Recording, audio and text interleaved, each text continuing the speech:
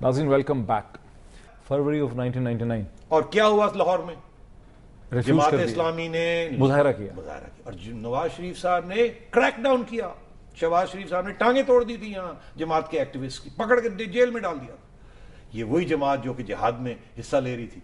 तो नवाज शरीफ साहब के इरादे तो क्लियर हो चुके थे फौज को, अरे ये क्या करने जा रहे हैं। इसमें वैसे एक मिसिंग लिंक है ना, जब नवाज शरीफ साहब की जो ये पॉलिटिकल कैरेक्टर ट्रांसफॉर्मेशन होती है जिसमें वो हिंदुस्तान से सुलह करना चाहते हैं, इस पॉलिटिकल कैरेक्टर ट्रांसफॉर्मेशन के पीछे यकीनन किसी किस्म की सोच होगी।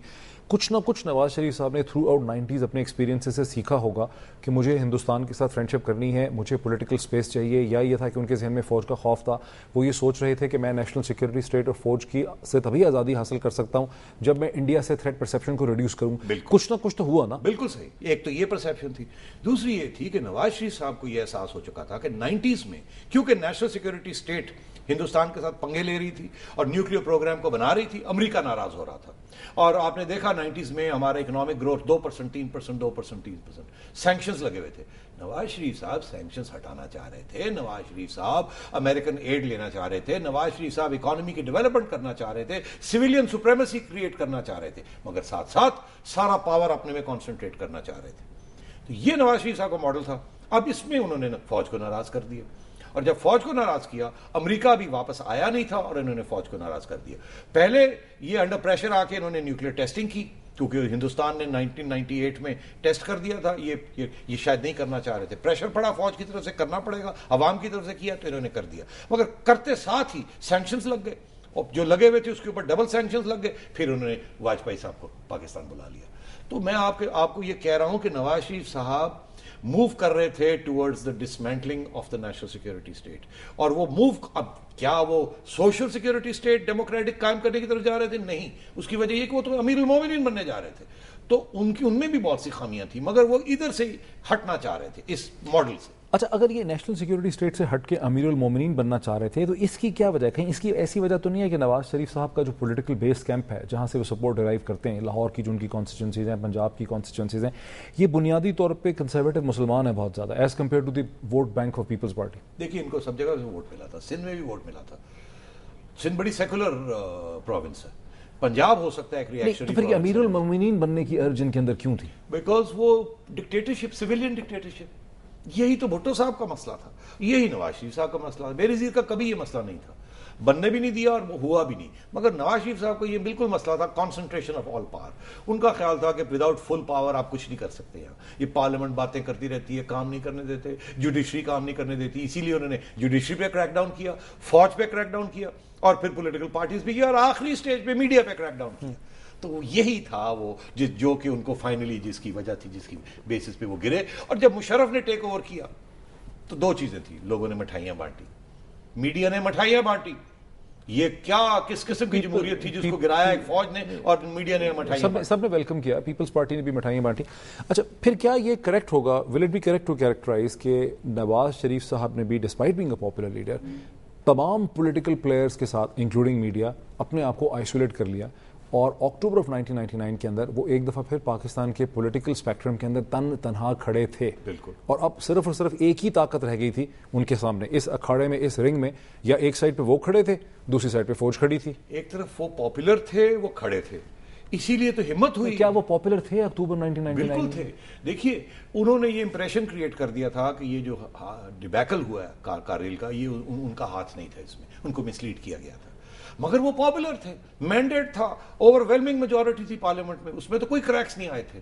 इसीलिए तो उन्होंने हिम्मत की। अगर 3 महीने 4 महीने रहते थे जनरल जहांगीर करामत की रिटायरमेंट में, जनरल साहब ने कोई बयान दे दिया कि नेशनल सिक्योरिटी काउंसिल होनी चाहिए, मियां साहब ने कहा ये कौन होते हैं आप आउट ऑफ टर्न बोलने के लिए, आइए, फारग हो गए आप। और फिर बड़ी हिम्मत की, उन्होंने कहा नहीं, हम जनरल अली कुली खान को नहीं लगाएंगे जो सीनियर मोस्ट था, और उन्होंने मुशर्रफ को सिलेक्ट किया क्योंकि वो पंजाबी नहीं थे ना पठान थे। सोचा कि ये वेस्टेड इंटरेस्ट हैं फौज के अंदर, इनकी कंस्टिट्यूंसीज हैं, एक उर्दू स्पीकर को लाया जाए ताकि वो कमजोर रहे। तो इस तरीके से तो वो डोमिनेट करना चाह रहे थे सारी चीज को। फौज में जब जहांगीर करामत साहब ऑन रिकॉर्ड हैं, उन्होंने कहा था कि उनके ऊपर प्रेशर था कि वो कू करें जनरल अली कुली खान के, मगर उन्होंने कहा नहीं, ये वक्त नहीं है।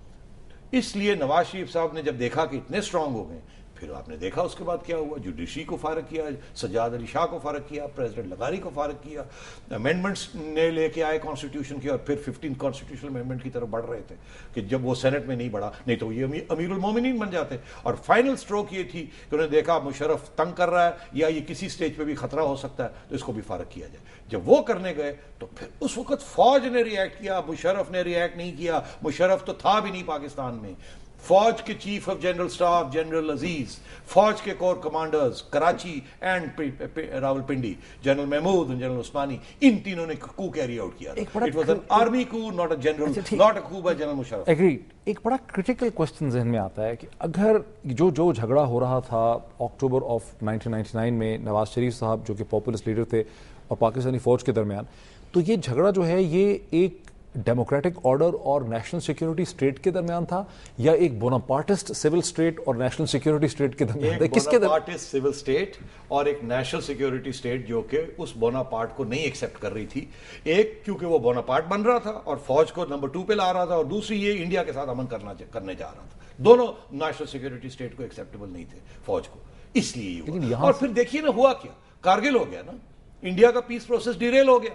کس نے کیا؟ فوج نے کیا, مشرف نے کیا, انہی 3 جرنیلوں نے کیا. تو national security state basically struck back. اور جب کو ہوا اس کے بعد دیکھیے کیا ہوا, کیا مشرف نے کیا کیا. سب سے پہلے مجھے یاد ہے میں نے جنرل مشرف کی انٹرویو کی تھی, اور جنرل مشرف نے مجھے کہا کہ ہندوستان کے ساتھ لڑائی ہوگی, ہندوستان سے امن نہیں ہوگا, امن نہیں کریں گے ہم. یہ نواز شریف بٹرے کر رہا تھا, اور یہ وہی مشرف ہے جو بعد میں جا کے کچھ اور کرتے. اور آپ نے دیکھا کیا ہوا 2004 کے امریکہ نے, پریزیڈنٹ کلنٹن ہندوستان آئے, 5 دن ناچتے رہے, گاتے رہے, مزے لیتے رہے. پاکستان میں آئے 5 گھنٹے کے لیے اور لیکچر کر کے گئے. مشرف صاحب کا تو نام نہیں پتا تھا بش کو جب بش پریزیڈنٹ بنا. تو میں آپ سے کہہ رہا ہوں یہ پرایا اسٹیٹ بننے جا رہی تھی, کیونکہ اب دنیا ماننے کے لیے تیار نہیں تھی, اور یہ آئسولیٹ ہو رہے تھے. یہ تو 9/11 نے مشرف کو بچا لیا, اور پھر 9/11 نے سبق بھی سکھایا مشرف کو کہ نیشنل سیکیورٹی اسٹیٹ اب نہیں چل سکتی جس طریقے سے وہ پہلے چلانا چاہ رہے تھے. اچھا, ایک ہم بریک کی طرف جا رہے ہیں اور بریک کے بعد ہم آ کے مشرف کے فیس کو ڈسکس کرتے ہیں, لیکن ایک لاسٹ کوسچن ہے. ونس اگین جو جھگڑا اور جو کانفلکٹ ہم دیکھتے ہیں, Nawaz Sharif the Bonapartist, civil Bonapartist, and General Musharraf, the military establishment, national security state. General Musharraf being irrelevant because he was a representative of the military state. Pakistan میں ایک سویلین آرڈر کس طرح سے نیشنل سیکیورٹی اسٹیٹ کو overcome کر سکتا ہے؟ Because ہم 1999 میں ایک ایپک پوائنٹ دیکھتے ہیں جہاں پہ بوناپارٹس لڑنے کی کوشش کرتا ہے نیشنل سیکیورٹی اسٹیٹ سے اور مار کھا جاتا ہے بہت بری طرح سے. دیکھیے نواز شریف صاحب اگر اتنا ہیوی مینڈیٹ کی وہ پاور ہنگری نہ ہوتے تو یہ شاید سچویشن آتی نہ. آہستہ آہستہ وہ آگے بڑھ سکتے تھے. مشرف 2 سال کے بعد ریٹائر کر جاتے, کیا کر لیتے؟ ایک کارگل کر لیا تھا, دوسرا تو نہیں کر سکتے تھے. تو اگر وہ ایک ہماری سویلین گورنمنٹ اگر اپنی ٹرم کمپلیٹ کر لیتی تو بڑا فرق پڑ جانا تھا. اور وہی سچویشن اب بھی ہے جب ہم اس کو ڈسکس کرنے آئیں گے, کہ ابھی بھی وہی سچویشن ہے کہ اگر ہماری ایک بھی سویلین گورنمنٹ اپنی ٹرم نہیں کمپلیٹ کرتی اور آرمی چیفز گھر نہیں جاتے ٹائم پہ, تو پھر نیشنل سیکیورٹی اسٹیٹ برقرار رہے گی, تبدیلیاں ہوتی رہیں گی مگر آرمی کی ڈومیننس رہے گی. اور یہ مسئلہ نیشنل سیکیورٹی اسٹیٹ سے ہم کیسے ایوالو کریں گے اس کو ڈسکس کرتے ہیں, لیکن ایک بریک کے بعد. ناظرین بریک لیتے ہیں, اور بریک کے بعد ہم اس ایشو کو ڈسکس کریں گے کہ نیشنل سیکیورٹی اسٹیٹ سے ویلفیئر اسٹیٹ کی طرف کیا ہم موو کر سکتے ہیں, کیا ہم اس کے قریب آ گئے ہیں, لیکن ایک بریک کے بعد.